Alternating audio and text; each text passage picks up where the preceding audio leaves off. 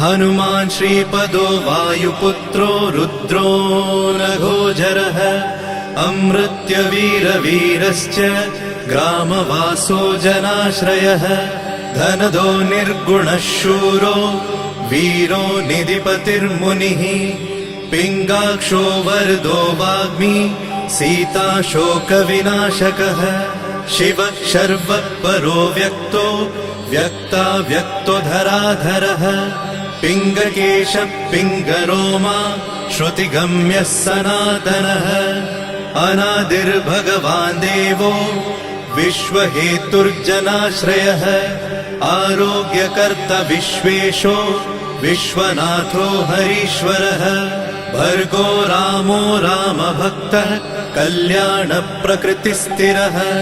विश्वम्भरो विश्वमूर्तिर्